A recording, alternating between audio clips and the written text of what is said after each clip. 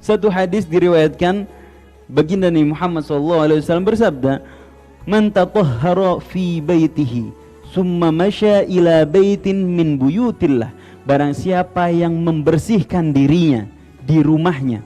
Kalau kalian mungkin di asrama kalian, kalian bersih-bersih, mandi-mandi di rumah kalian atau di asrama kalian. Barang siapa yang membersihkan diri, kemudian dia datang berjalan, berjalan kepada salah satu rumah dari rumah Allah, liyaqdiya faridatan min faraidillah, untuk menunaikan satu kewajiban dari kewajiban-kewajiban Allah Subhanahu wa taala.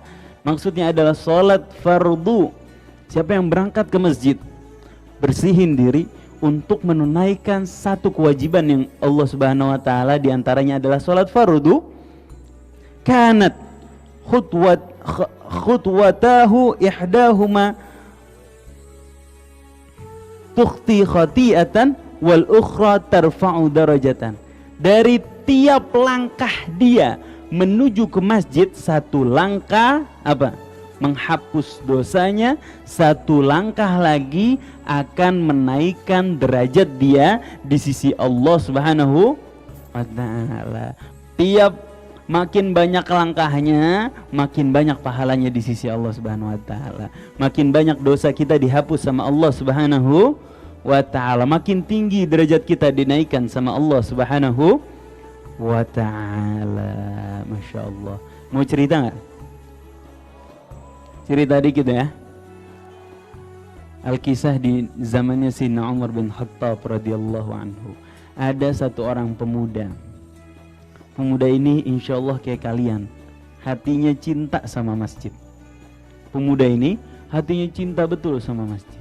Dia punya kebiasaan ketika subuh-subuh, sebelum azan subuh, dia mandi, kemudian dia berangkat ke masjid. Sampai pada suatu saat jalanan becek, agak becek.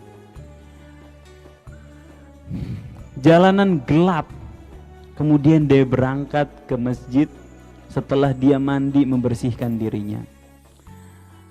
Pada perjalanan pertama kesandung dia, jatuh, terserungkup dia, deng. Kemudian apa? Bajunya kotor. Akhirnya apa yang dia lakukan?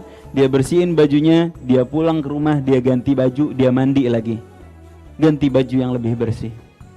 Berangkat lagi dia, kesandung lagi, jatuh karena gelap, nggak tahu dia, nggak tahu apa ada sandungan batu yang menyandung dia, jatuh dia, kotor. Kemudian dia bersihin lagi, dia pulang, dia mandi lagi, dia ganti baju yang bersih lagi. Yang ketiga dia jalan, ada kakek-kakek bawa lampu, bawa lampu untuk ngebantu dia jalan.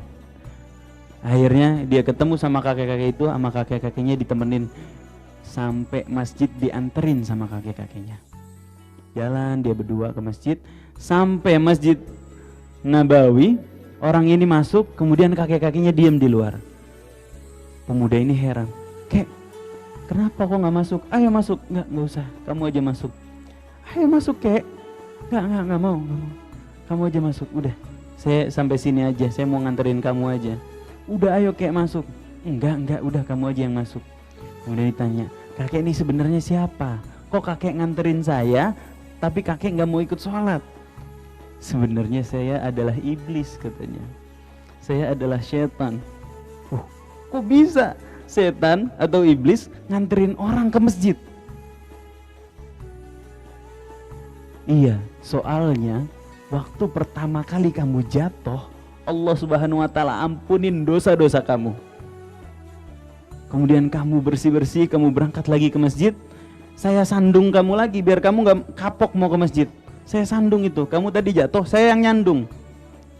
Kemudian setelah kamu jatuh, kemudian kamu bersih-bersih lagi, kamu mandi lagi, kamu ganti baju lagi, Allah Subhanahu wa taala ampunin dosa keluarga kamu dan orang-orang yang bersama kamu. Capek saya, udah capek-capek godain kamu, capek-capek godain keluarga kamu ibaratnya ya kan.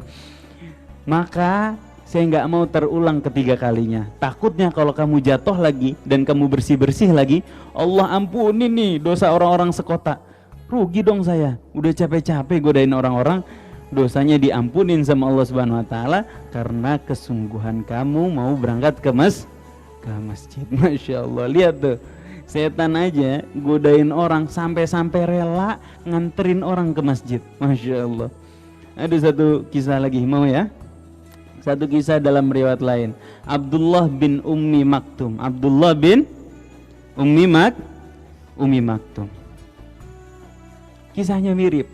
Abdullah bin Ummi Maktum ini adalah seorang yang tunanetra, gak bisa ngelihat. Dia berjalan menuju masjid, ya.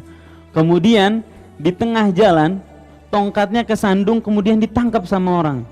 Ditangkap, kemudian dituntun dia menuju masjid.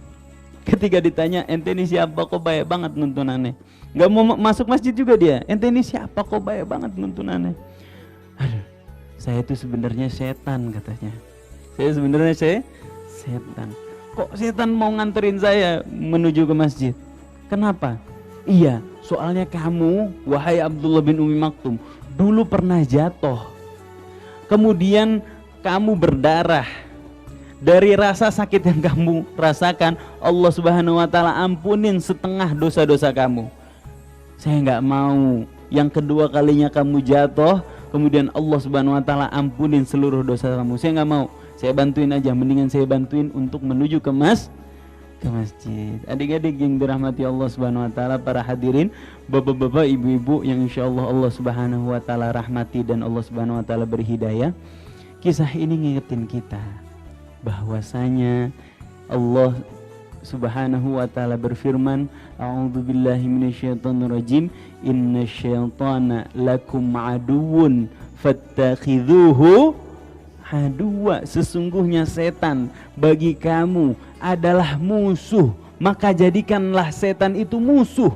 Jangan ditemenin, jangan diturutin, jangan kamu gampang tergoda sama setan.